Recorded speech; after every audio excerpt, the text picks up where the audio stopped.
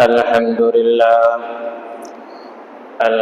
لله نحمده ونستعينه ونستغفره ونعوذ بالله من شرور أنفسنا ومن سيئات أعمالنا من يهده الله فلا مضل له ومن يضلله فلا هادي له ونشهد أن لا إله إلا الله وحده لا شريك له وأشهد أن سيدنا وسندنا وحبيبنا وطبيبنا وقلوبنا ومحمودنا ومولانا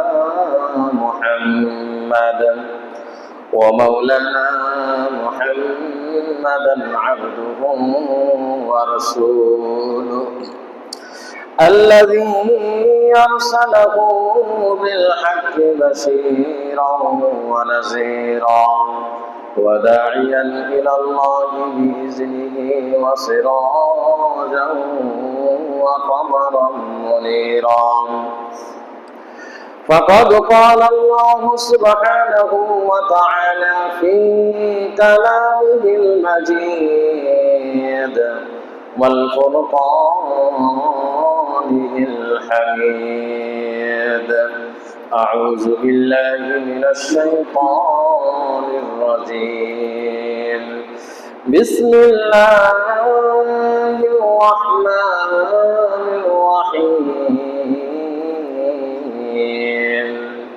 إنما المؤمنون إخوة فأصلحوا بين أخويكم واتقوا الله لعلكم ترحمون وقال رسول الله صلى الله عليه وسلم حق المسلم على المسلمين ست أو كما قال عليه الصلاة والسلام بلغ العلا بكماله كشف الدجى بجماله حسنت جميع خصاله صلوا عليه وآله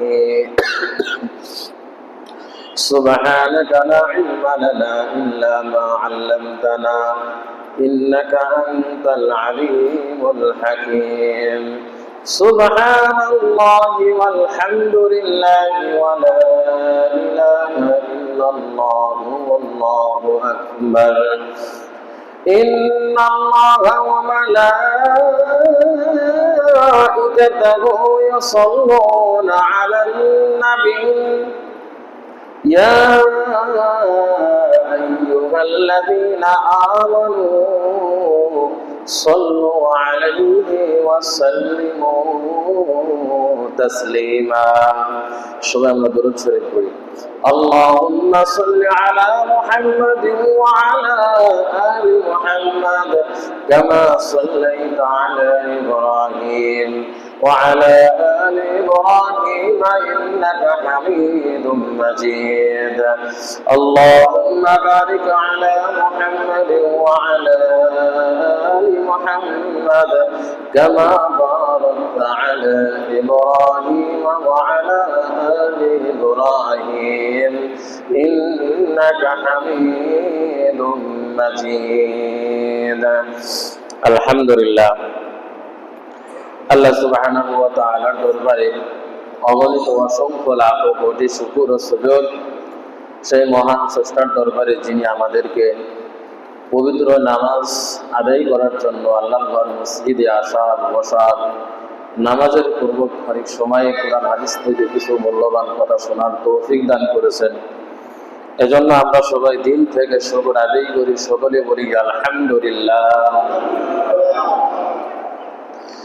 কোরআনুল কারীম থেকে যে আয়াতে কারিমা তেলাওয়াত করেছি এবং অগণিত অসংখ্য হাদিস মোবারক থেকে হাদিসের একটি অংশ পাঠ করেছি। তিলাওয়াতকৃত আয়াত এবং পাঠকৃত হাদিসের উপরে ইনশাআল্লাহ স্বল্প সময়ের ভিতরে আমরা কিছু কথা শুনবো ইনশাআল্লাহ। ওমা তৌফিকুল মালিকুল আজিজিন আল্লাহ। যেই কথাগুলো আমাদের মুসলমান হিসাবে আমাদের প্রত্যেকের অত্যন্ত জরুরি। বিগত কয়েকটি জুমায় আমরা আলোচনা করেছিলাম, শুনেছিলাম আল্লাহ পাক রব্বুল আলামিনের অস্তিত্ব সম্পর্কে এবং আল্লাহ পাক রব্বুল আলামিনের পরিচয় সম্পর্কে, রহমান রহিম নামের প্রভাব সম্পর্কে আমরা বিগত কয়েকটি জুমায় বিস্তারিতভাবে আমরা মালিকের পরিচয় সম্পর্কে অবগত কিছুটা হয়েছি, যে তিনি আমাদের প্রতিপালক, তিনি আমাদের স্রষ্টা, তার কোনো শরীক নাই। আমরা তার ইবাদত বন্দেগী করি। তো যে মালিকের ইবাদত বন্দেগী করি, যে মালিকের আমরা উপাসনা করি, যে মালিকের হুকুম আমরা পালন করি, সেই মালিকের পরিচয় আমরা কিছু জেনেছি। মালিকের পরিচয় আমরা কিছু জেনেছি। আল্লাহ পাক রব্বুল আলামিন আমাদের আরো জেনে আরো মালিকের ইতাআত করার তৌফিক দান করেন। সকলে বলি আমিন। এই জুমায় আলোচনা হবে যে আয়াতে কারিমা তেলাওয়াত করেছি এবং হাদিসের থেকে যে হাদিসের পাঠ তেলাওয়াত করেছি, মুসলমানের হক সম্পর্কে। একজন মুসলমান আরেকজন মুসলমানের উপরে কতটুকু হক।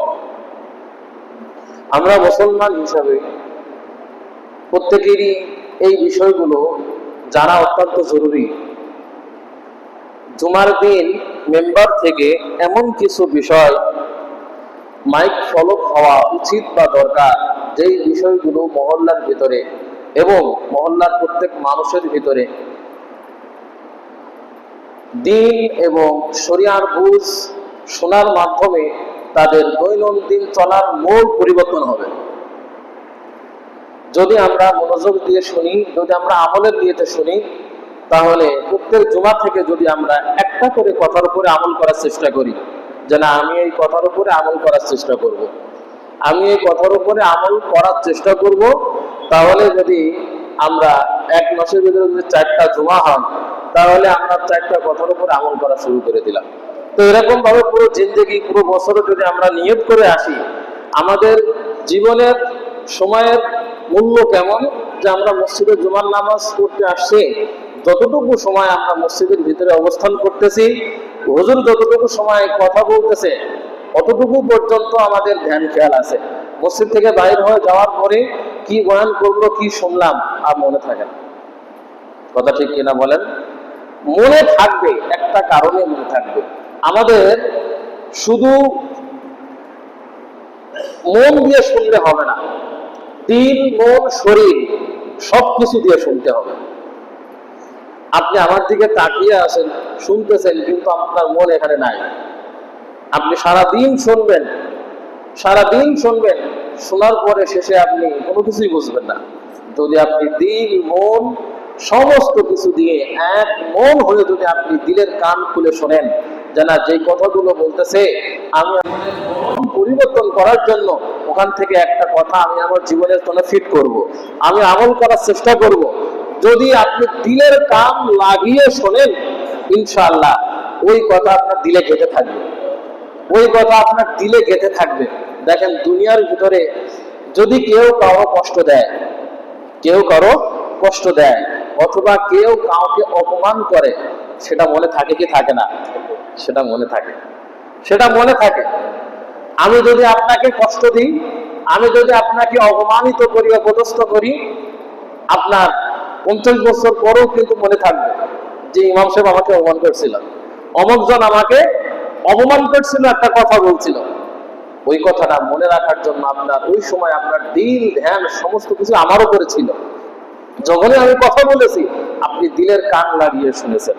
কিন্তু মসজিদের কথাগুলো, জুমার দিন সপ্তাহে একটা দিন, এই কথাগুলো যদি আমরা দিলের কান লাগিয়ে শুনতে পারি, তাহলে আমাদের আমল, আমাদের জীবনের মূল পরিবর্তন হতে পুরো বছর লাগবে না, পুরো বছর লাগবে না।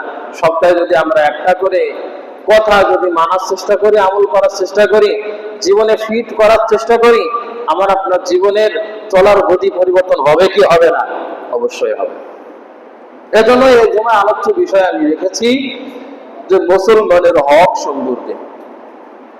আমরা সবাই দুনিয়ার ভিতরে শান্তি খুঁজে বেড়াই, কোথায় গেলে শান্তি পাওয়া যাবে, কোথায় গেলে আমি শান্তি পাবো, আমরা শান্তি খুঁজে বেড়াই।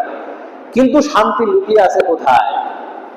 আমি আপনি হাজারো চেষ্টা করলেও, হাজারো অর্থ সম্পদ ব্যয় করলেও, হাজারো সময় ব্যয় করলেও দেশ থেকে দেশান্তরে ছোটাছুটি করলেও যদি মালিক যদি আমার আপনার তাকদিরে বা কপালে যদি সুখ লেখে না রাখে, শান্তি লেখে না রাখে, আমি আপনি কি শান্তি পাবো? কোনোদিনও পাবো না। তো সেই শান্তি পাওয়ার জন্য রাসূলুল্লাহ সাল্লাল্লাহু আলাইহি ওয়াসাল্লাম কিছু দিক নির্দেশনা উম্মতদেরকে দেখিয়ে গিয়েছেন যে তোমরা যদি এই অনুযায়ী তোমার জীবনকে পরিচালনা করতে পারো, তোমার জীবনকে কাটাতে পারো, চালাতে পারো, তাহলে তোমার জীবনের মধ্যে পথ চলার মধ্যে আল্লাহ পাক রব্বুল আলামিন তুমি যে শান্তির তালাশ করতেছো সেই শান্তি মালিক তোমার পরিবারের মধ্যে দিয়ে দিবেন। সুবহানাল্লাহ। এজন্য মুসলমানের হক সম্পর্কে আমাদেরকে জানতে হবে। আমি নামাজ পড়ি, রোজা রাখি, হজ করি, যাকাত দিই, আমি কোনো কিছুই করি না, এরপরও আমরা বংশ পরম্পরায়, আমরা বংশ ধারাবাহিকতায় আমরা কিন্তু একজন মুসলিম। আমাদের পরিচয় কি? আমি একজন মুসলিম। আপনি নামাজ না পড়লেও আপনি মুসলিম, কারণ বংশ সিলসিলায়, বংশ ধারাবাহিকতায় আপনি মুসলমানের ঘরে জন্মগ্রহণ করার বদৌলতে আপনি মুসলমান। তো আপনি যে মুসলমান, আপনি মুসলমান হিসেবে আরেকজন মুসলমানের উপরে, আপনার উপরে কতটুকু হক রয়েছে, আপনার ভাইয়ের উপরে, আপনার উপরে কতটুকু হক রয়েছে, সে হক সম্পর্কে যদি আমরা অবগত না থাকি, যদি আমরা না জানি, তাহলে আমরা শান্তি খুঁজে বেড়াবো, কিন্তু শান্তি আসবে না, শান্তি আসবে না। এজন্য রাসূলুল্লাহ সাল্লাল্লাহু আলাইহি ওয়াসাল্লাম বলেছেন, হাক্কুল মুসলিমি আলাল মুসলিমিনা সিত্তুন, একজন মুসলমান আর একজন মুসলমানের উপরে হক হলো 6টা। কয়টা? একজন মুসলমান আর একজন মুসলমানের উপরে হক হলো 6টা। আপনি নামাজ পড়েন, আপনি পড়েন না, সেটা আল্লাহ তাআলার বিধান, আপনি আল্লাহ তাআলার বিধান আপনি লঙ্ঘন করলেন। আপনি যাকাত দিলেন না, আপনি নামাজ পড়লেন না, হজ করলেন না, যাকাত দিলেন না, কিন্তু বংশ পরম্পরায় আপনি একজন মুসলমান। আরে একজন মুসলমান হিসাবে আপনার উপরে যে হক গুলো আছে, এই হক গুলো যদি আপনি আদায় না করেন, পালন না করেন, তাহলে আমি আপনি সবাই গুনাহগার হব। এক নাম্বার রাসূলুল্লাহ সাল্লাল্লাহু আলাইহি ওয়াসাল্লাম বলেন, ইজা লাকিয়াল মুসলিমুনা ফাসাল্লামা, একজন মুসলমান যখন আরেকজন মুসলমানের সঙ্গে সাক্ষাৎ হবে, সর্বপ্রথম সালাম দিবে। কি করবে? সালাম দিবে। সালাম দিবে কিভাবে? সালাম দিবে রাসূলুল্লাহ সাল্লাল্লাহু আলাইহি ওয়াসাল্লাম হাদিসের মধ্যে অগণিত অসংখ্য হাদিসে সালামের ব্যাপারে তিনি বলেন যে সালাম এর শব্দের অর্থ হলো শান্তি। সালাম শব্দের অর্থ কি? শান্তি। সালাম তোমরা শুদ্ধভাবে দিবে। কুরআনুল কারীমে সালাম সম্পর্কে আল্লাহ পাক রব্বুল আলামিন সূরা আলে ইমরানের মধ্যে সালাম সম্পর্কে আয়াত অবতীর্ণ করেছেন, ওয়া ইযা হুয়িতুম বিতাহিয়াতিন ফাহাইয়ু বিআহসানা মিনহা আও রুদ্দুহা ইন্নাল্লাহা কানা আলা কুল্লি শাইইন হাসিবা। যে তোমরা একজন মুসলমান আর একজন মুসলমানের সঙ্গে যখন সাক্ষাৎ হবে, আপনি চেনেন চাই না চেনেন, আপনার ছোট হোক অথবা বড় হোক, আমরা বর্তমান সময়ে সবাই আশাই থাকি আমাকে সালাম করবে, আমাকে সালাম দিবে। আমরা বসে থাকি, অমুকজন আমার থেকে অনেক ছোট, সে আমাকে সালাম দিবে, আমি বড় আলেম হয়ে গেছি, আমাকে সে সালাম দিবে। আমরা সবাই সালাম পাওয়ার আশায় বসে থাকি, কিন্তু রাসূলুল্লাহ সাল্লাল্লাহু আলাইহি ওয়াসাল্লাম তিনি বলেন, আমার আগে কেউ কোনোদিনও সালাম দিতে পারে নাই। সুবহানাল্লাহ। তিনি সবার আগে তিনি সালাম দিতেন, সবার আগে তিনি সালাম দিতেন সাহাবীদেরকে। সাহাবীরা বলেন যে রাসূলুল্লাহ সাল্লাল্লাহু আলাইহি ওয়াসাল্লামকে আমরা কোনোদিন তার আগে সালাম দিতে পারি নাই। সালামের অর্থ হলো শান্তি। আসসালামু আলাইকুম, এটা হলো সেই শুদ্ধ বাক্য। আমরা যদি এই বাক্যটা সুন্দর করে আরেকজনের উপরে দিই, তাহলে আমরা দোয়া করে দিলাম, আল্লাহ তার উপরে শান্তি বর্ষণ করো, আল্লাহ তার উপরে শান্তি বর্ষণ করো। আজ পরিবারের মধ্যে শান্তি নাই, স্বামী স্ত্রীর মধ্যে মিল নাই, স্ত্রী সন্তানের মধ্যে মিল নাই, পিতা সন্তানের মধ্যে মিল নাই, মা সন্তানের মধ্যে মিল নাই। মিল না থাকার একটাই কারণ, আমার আপনার ফ্যামিলির মধ্যে এই শরীয়তের যে হুকুমগুলো আছে, এই সালাম নামক শান্তি যেই বার্তা রাসূলুল্লাহ সাল্লাল্লাহু আলাইহি ওয়াসাল্লাম 1400 বছর আগে দিয়ে গেছেন, সেই অনুযায়ী যদি আমরা আমল না করি, আমি আপনি এই শান্তি যদি দেশ থেকে দেশান্তর খুঁজে বেড়াই, অর্ধ কোটি টাকা যদি ব্যয় করি, শান্তি যদি মালিক না লেখে, কোনোদিনও কিন্তু শান্তি আমি আপনি পাবো না। কিন্তু সামান্য কিছু আমল করার বিনিময়ে আমার আপনার আল্লাহ আমার আপনার পরিবারের মধ্যে শান্তি দান করবেন। সুবহানাল্লাহ। আমি আপনি যখন পরিবার থেকে বাইরে হয়ে আসবো, আমার আপনার প্রিয়তমা স্ত্রীকে সালাম করব, আসসালামু আলাইকুম ওয়া রাহমাতুল্লাহ। আল্লাহ তুমি তার উপরে রহমত বর্ষণ করো, রহমত বর্ষণ করো। আমার আপনার পিতা মাতাকে সালাম করব। আমি আপনি পিতা মাতাকে সালাম করতে লজ্জাবোধ করি, পিতা মাতাকে সালাম করি না, পিতা মাতা সন্তানদেরকে সালাম করে না। অধিকাংশ ফ্যামিলির মধ্যে একটাই অশান্তি, শান্তি নাই, শান্তি নাই। হুজুর ফ্যামিলির মধ্যে স্বামী স্ত্রীর মিল নাই, সন্তানাদির মধ্যে কোনো মিল নাই। সন্তানাদি পিতা মাতার অবাধ্য, পিতা মাতার কথা শোনে না। হুজুর কি করতাম? একটা আমার পয়গম্বর 1400 বছর আগে বলে গেছে, শান্তি তোমার কোনো কিছুর দরকার নাই, টাকা পয়সার মাধ্যমে তুমি শান্তি খুঁজে পাবা না। তুমি সালামের আমলটা চালু করো। সন্তানের সঙ্গে দেখা করার সাথে সাথে তুমি সালাম দাও, স্ত্রীর সঙ্গে দেখা হওয়ার সাথে সাথে তুমি সালাম দাও, পিতা মাতার সঙ্গে দেখা হওয়ার সঙ্গে সঙ্গে তুমি সালাম দাও। আমার আল্লাহ রাসূল সাল্লাল্লাহু আলাইহি ওয়াসাল্লাম বলেন, এই সালামের আমলটা যখন কোন পরিবারের মধ্যে চালু হয়ে যাবে, আমার আল্লাহ রব্বুল আলামিন ওই অশান্তি পরিবারের মধ্যে শান্তি বর্ষণ করে দিবেন। সুবহানাল্লাহ। আমরা সালাম দিই কেমন? আসসালামু আলাইকুম, আসসালামু আলাইকুম। মানে সালাম শব্দটা আমরা সঠিকভাবেই কিন্তু উচ্চারণ করি না। কথা ঠিক কিনা বলেন? সঠিকভাবে উচ্চারণ করি না। সঠিকভাবে আসসালামু আলাইকুম মানে কি যে বলে, যদি অর্থ শব্দ যদি চেঞ্জ হয়ে যায়, তাহলে আমি তো তার উপরে তাকে সালাম দিলাম, মানে আমি তার রহমতের দোয়া করলাম। সালাম মানে শান্তি, আল্লাহ তুমি তার উপরে শান্তি রহমত বর্ষণ করো। কিন্তু যদি আমার সালামটা শুদ্ধ না হয়, তাহলে এর অর্থ হবে আল্লাহ তুমি তার উপরে গজব বর্ষণ করো। কি বর্ষণ করো?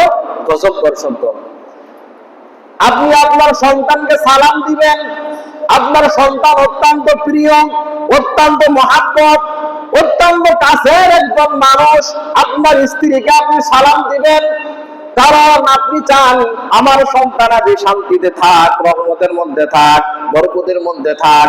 আপনার স্ত্রী শান্তিতে থাক, সবাই চায়। আপনার পিতা মাতা, আপনার সন্তানাদি দুনিয়ার মধ্যে শান্তিতে থাক, কে বা চায় না? সবাই চায়। কিন্তু এই সালামটা আমরা আমাদের পরিবারের মধ্যে চালু না করার কারণে আমরা অশান্তিতে ভুগতেছি। রাসূলুল্লাহ সাল্লাল্লাহু আলাইহি ওয়াসাল্লাম তিনি বলেন, আমার দরবারে একজন সাহাবী আসলো, আসার পরে সে আমাকে সালাম করলো, আসসালামু আলাইকুম ইয়া রাসূলুল্লাহ। রাসূলুল্লাহ সাল্লাল্লাহু আলাইহি ওয়াসাল্লাম বললেন, ওই ব্যক্তি 10 নেকি পেয়ে গেল। কয় নেকি? 10 নেকি পেয়ে গেল। আর একটু পরে আরেকজন সাহাবী আসলো, আসার পরে সালাম দিল, আসসালামু আলাইকুম ওয়া রাহমাতুল্লাহ। রাসূলুল্লাহ সাল্লাল্লাহু আলাইহি ওয়াসাল্লাম বললেন, ওই ব্যক্তি 20 নেকি পেয়ে গেল। আর একটু পরে আরেকজন সাহাবী আসলো, আবার সালাম করলো, আসসালামু আলাইকুম ওয়া রাহমাতুল্লাহি ওয়া বারাকাতুহু। রাসূলুল্লাহ সাল্লাল্লাহু আলাইহি ওয়াসাল্লাম বললেন, সাহাবীরা সাক্ষী থাকো, ওই সাহাবী 30 নেকি পেয়ে গেল।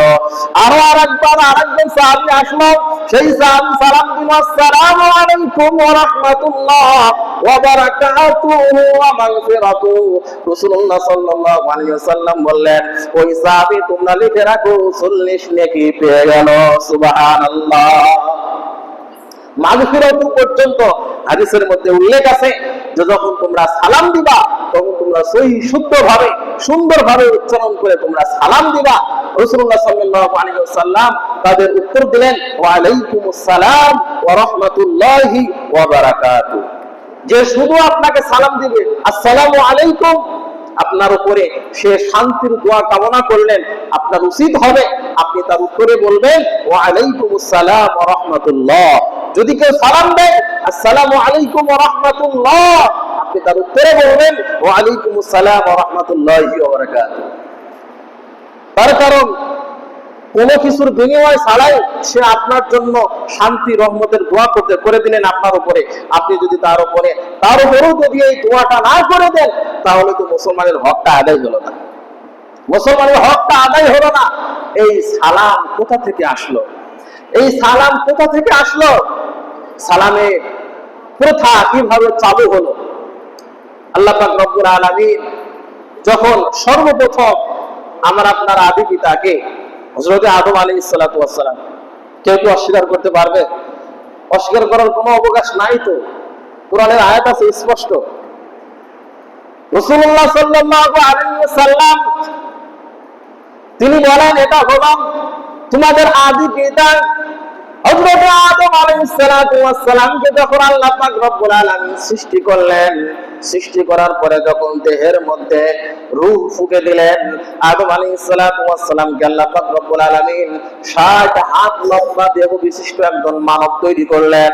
যখন রূহের ভিতরে রূহ ফুঁকে দিলেন দেহের ভিতরে, রাসূলুল্লাহ সাল্লাল্লাহু আলাইহি ওয়াসাল্লাম বলেন, আদি পিতা আদম আলাইহিস সালাতু ওয়াস সালাম রূহ ভিতরে দেওয়ার সাথে সাথে আদম আলাইহিস সালাতু ওয়াস সালাম একবার হাসি দিলেন আর বললেন আলহামদুলিল্লাহ।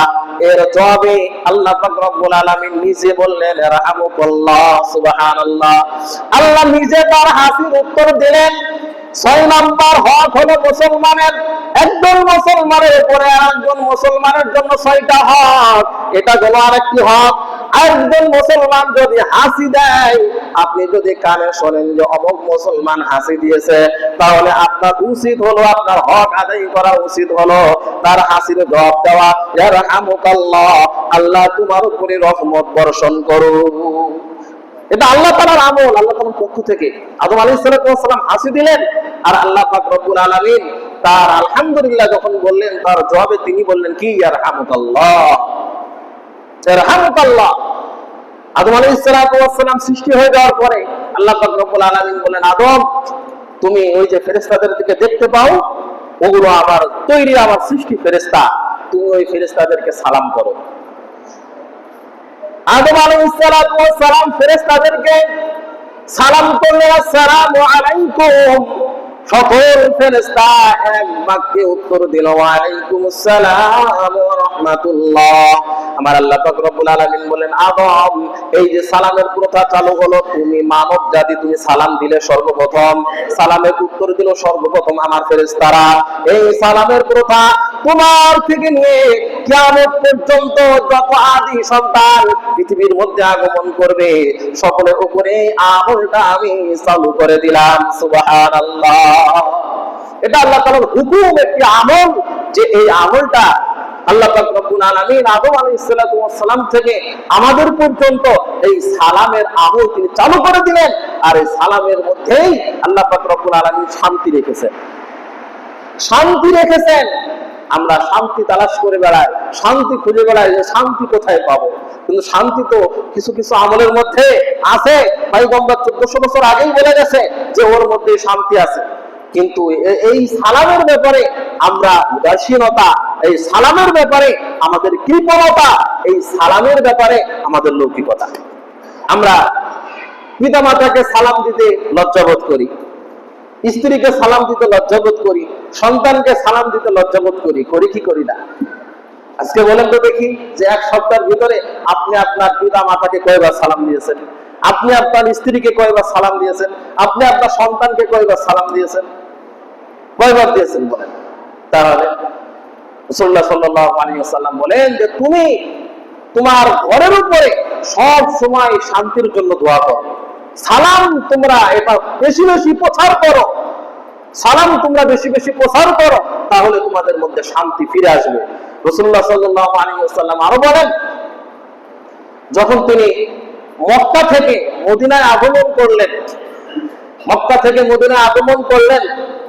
আব্দুল্লাহ ইবনে সালাম রাদিয়াল্লাহু তাআলা আনহু তিনি এখনো পর্যন্ত মুসলমান হয় নাই, ইহুদিদের বড় আলেম ছিলেন।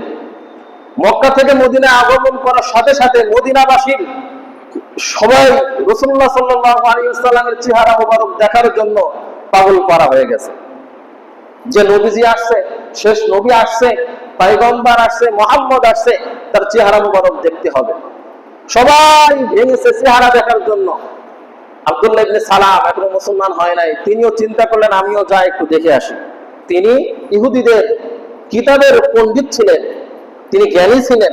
তিনি দূর থেকে দেখলেন যে রাসূলুল্লাহ সাল্লাল্লাহু আলাইহি ওয়াসাল্লামের চেহারা মোবারক এত পরিমাণে ঝকমক ঝকমক করতেছে।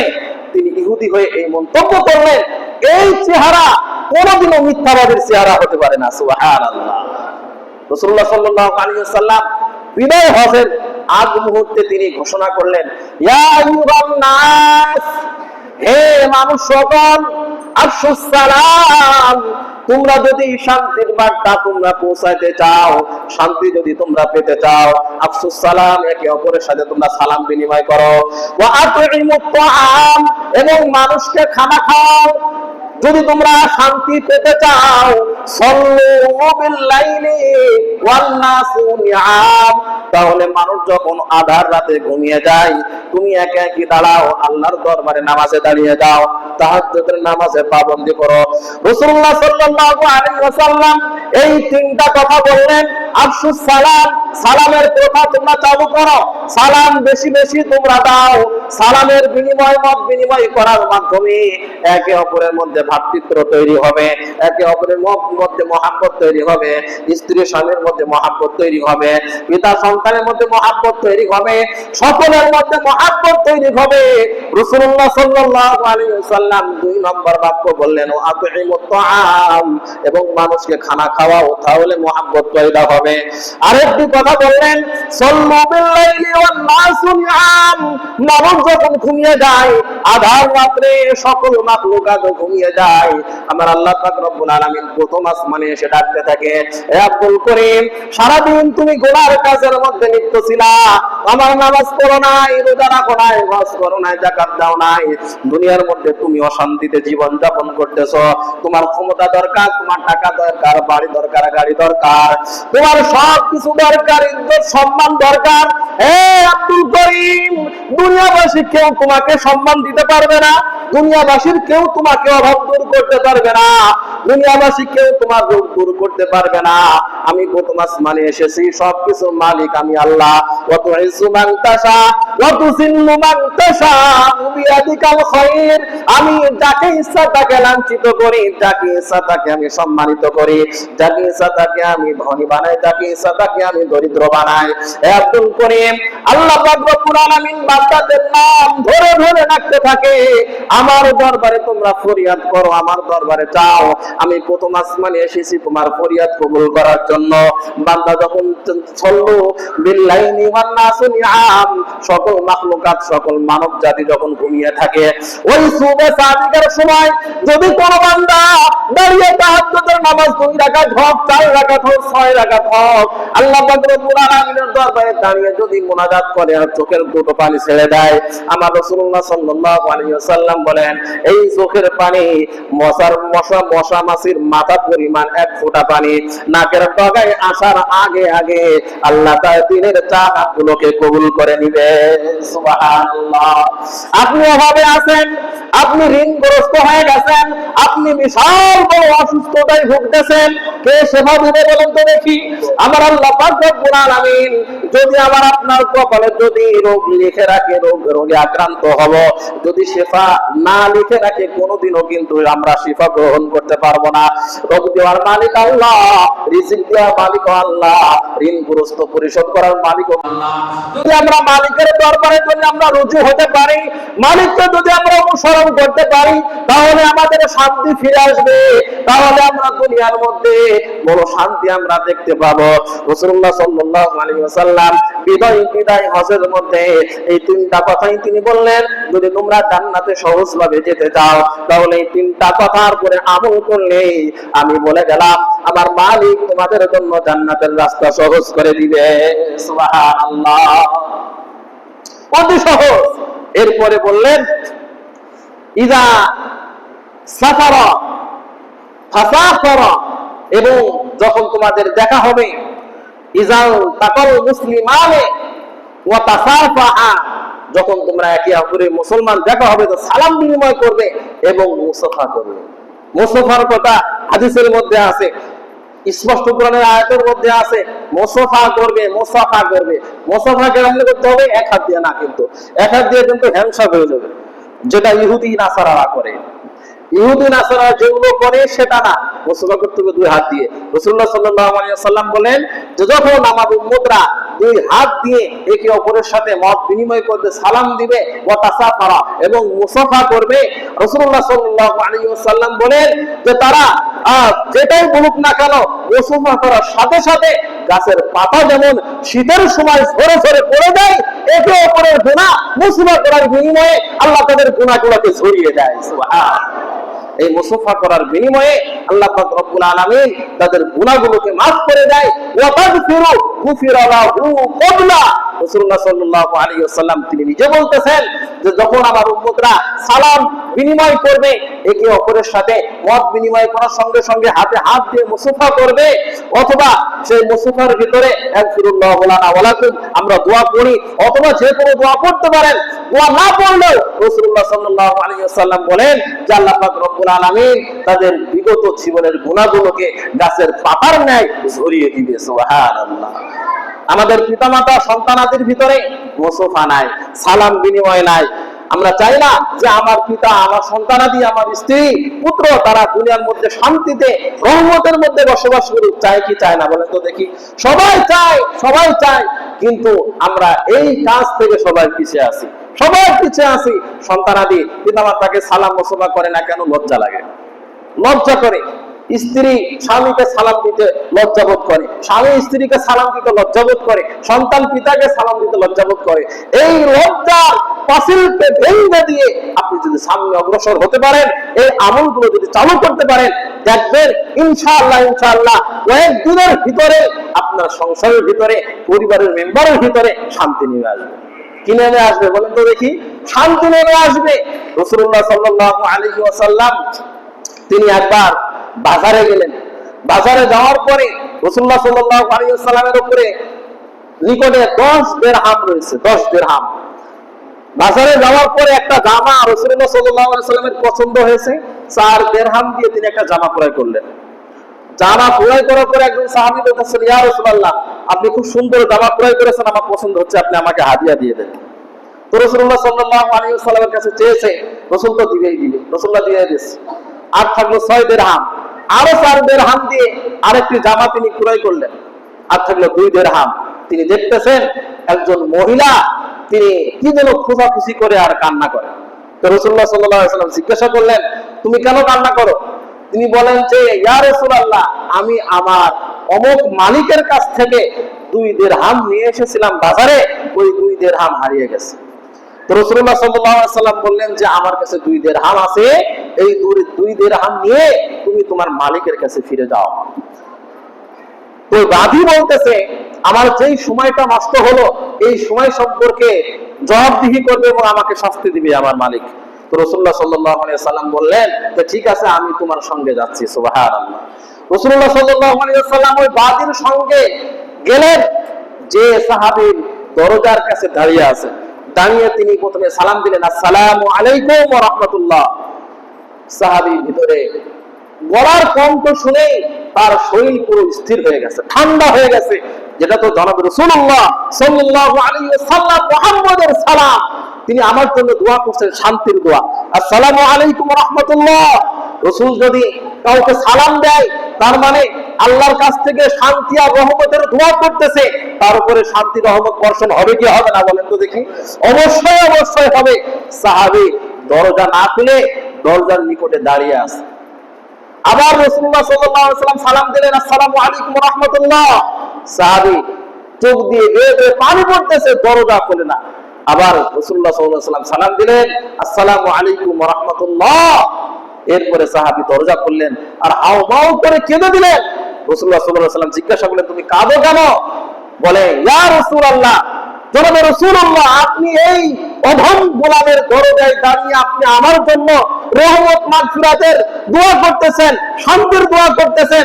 আমি ওই শান্তির দোয়ার পাওয়ার আশায় আমি আপনার সালামের জবাব দিতে দেরি করেছি। ইয়া রাসূলুল্লাহ, আপনি যদি আমার শান্তির জন্য দোয়া করেন, আমার দুনিয়া আখিরাত উভয় জগতের শান্তির ফয়সালা হয়ে যাবে। সুবহানাল্লাহ। রাসূলুল্লাহ সাল্লাল্লাহু আলাইহি ওয়াসাল্লাম এ কথা শুনে তিনি আনন্দিত হলেন।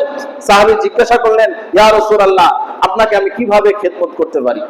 রাসূল বললেন, আমার কোনো খেদমতের প্রয়োজন নাই, আমি এসেছি তোমার এই গোলাম, সে 2 দিরহাম নিয়ে বাজারে গিয়েছে, তার 2 দিরহাম হারিয়ে গেছে, আমি তাকে 2 দিরহাম দিয়ে তোমার বাড়িতে নিয়ে এসেছি, সে তো তোমার গোলাম, তার সময় নষ্ট হয়ে গেছে, অনেক সময় সে খোঁজাখুঁজি করছে, তুমি তাকে ক্ষমা করে দাও। সাহাবী বলতেছেন, ইয়া রাসূলুল্লাহ, আপনি আমার দরবারে এসেছেন, আমি একজন নগণ্য সাহাবী গোলাম, আপনি আমার দরবারে এসে আপনি তার ব্যাপারে আপনি আমার নিকটে আবেদন করতেছেন, আমি শুধু তাকে ক্ষমাই করব না, আমি আজ থেকে তাকে আযাদ করে দিলাম। সুবহানাল্লাহ। রাসূলুল্লাহ সাল্লাল্লাহু আলাইহি ওয়াসাল্লাম এখান থেকে শিক্ষা শুধু একটাই, তিনি সাহাবীর দরজায় গিয়েছেন, দরজায় যাওয়ার পরে তিনি সালাম দিয়েছেন। কি দিয়েছেন? সালাম দিয়েছেন, আসসালামু আলাইকুম ওয়া রাহমাতুল্লাহ। এজন্য আমাদের শিক্ষা নেওয়া উচিত, যখনই আমরা বাড়ি যাব, যখনই আমরা ঘর থেকে বাইরে হব, যখনই আমরা ঘরে প্রবেশ করব, আমাদের দরজা কলিং বেল টিপার আগে, চাপ দেওয়ার আগে আমাদের কি দিতে হবে? সালাম দিতে হবে। সালাম দিতে হবে। যদি আমরা সালামের এই আমলটা যদি চালু করতে পারি, এই আমলের মধ্যে যদি আমরা থাকতে পারি, তাহলে আমাদের মধ্যে শান্তি ফিরে আসবে। রাসূলুল্লাহ সাল্লাল্লাহু আলাইহি সাল্লাম বলেন, লা তাদখুলুল জান্নাতা হাত্তা তুমিনু, যে তোমরা ঈমানদার হতে পারবে না এবং জান্নাতে প্রবেশ করতে পারবে না ওই সময় পর্যন্ত তোমরা লা তাদখুলুল জান্নাতা, তোমরা জান্নাতে প্রবেশ করতে পারবে না হাত্তা তুমিনু, যতক্ষণ পর্যন্ত ঈমান গ্রহণ না করবে, এবং হাত্তা তুমিনু ওয়া লা তুমিনু হাত্তা তাহাবিনা, এবং তোমাদের ঈমান পরিপূর্ণ হবে না ওই সময় পর্যন্ত যখন তোমরা একে অপরকে মহব্বত না করবে। তুহাব্বিনা, যখন তোমরা একে অপরকে ভালোবাসা না দেখাবে, সামাজিকতা না থাকবে তোমার ভিতরে, মন মানসিকতা একজন আরেকজনের উপরে উদারতা না থাকবে, ততক্ষণ পর্যন্ত তুমি কি হতে পারবে না? ঈমানদার হতে পারবে না। আর যদি ঈমানদার না হতে পারি, তাহলে আমরা জান্নাতে যেতে পারবো না। একজন মানুষকে মহব্বত করলে কি হবে? ঈমান পরিপূর্ণ হবে। ঈমান পরিপূর্ণ হলে কি হবে? আমি আপনি জান্নাতে যেতে পারবো। তাহলে আমার আপনার উচিত কিনা একজন মুসলমান আরেকজন মুসলমানের মহব্বত করা? কথা ঠিক কিনা বলেন তো দেখি। আল্লাহ তাআলা যে হুকুমগুলো দিয়েছে একজন মুসলমানের উপরে আরেকজন মুসলমানের যে 6টি হক, এর মধ্যে আজকে তো একটা হক বলতে বলতে সময় শেষ, শুধু আফসুস সালাম ওয়া আতিমুত তাআম সাল্লু বিল লাইলি ওয়ান নাসু নিয়াম। রাসূল বলেন, যদি জান্নাতে যেতে চাও এই 3টা রাস্তা বেছে নাও। মানুষকে সালাম প্রদান করো বেশি বেশি, তাহলে মিল মহব্বত পয়দা হবে, অহংকার দূর হবে, তাকাব্বুরি দূর হবে, লৌকিকতা দূর হবে, তোমার ভিতরে নমনীয়তা আসবে, একে অপরের মধ্যে মহব্বত তৈরি হবে, ভ্রাতৃত্ব বন্ধন মজবুত হয়ে সৃষ্টি হবে। তোমরা সালামের এই আমলটা তোমরা চালু করো, তাহলে তোমরা দেখবে তোমরা দুনিয়ার মধ্যেই যেই রাসূল বলে গেছে 1400 বছর আগে শান্তির কথা বলে গেছে, তোমরা সেই শান্তি এই দুনিয়ায় থেকে অনুধাবন করতে পারবে। সুবহানাল্লাহ। এটা হলো 1 নম্বর আমল। মুসলমান আরেকজন মুসলমানের উপরে যে হক, 6টি হক, সর্বপ্রথম হক হলো আমরা একে অপরকে দেখা হলেই সালাম দিব তো ইনশাআল্লাহ, ছোট হোক বড় হোক, ছোট হোক বড় হোক, স্বামী স্ত্রী পিতা সন্তানাদি, একে অপরকে আমরা সবাইকে সালাম দিব। কেউ আমরা এই অপেক্ষায় থাকবো না যে আমাকে সালাম দিক, বা আমি সালাম পাওয়ার আশায় বসে থাকবো না। কেন বসে থাকবো? রাসূল যদি আগে সালাম দিতে পারে, রাসূল যদি সবার আগে তিনি সালাম প্রদান করতে পারে, তো আমরা নগণ্য তার উম্মত হয়ে কেন আমরা আগে আগে সালাম প্রদান করতে পারবো না? আমরা ওয়াদা করতে পারি না ইনশাআল্লাহ, আমরা তার সাথে দেখা হোক, চিনি আর না চিনি, পরিচিত হোক আর অপরিচিত হোক, ছোট হোক বড় হোক, যে বয়সেরই হোক না কেন, আমরা একে অপরকে সালামের আমলটা চালু করবো তো ইনশাআল্লাহ। আল্লাহ পাক রব্বুল আলামিন আমাদের সবাইকে আমল করার তৌফিক দান করেন। ওয়া আখিরু দাওয়ানা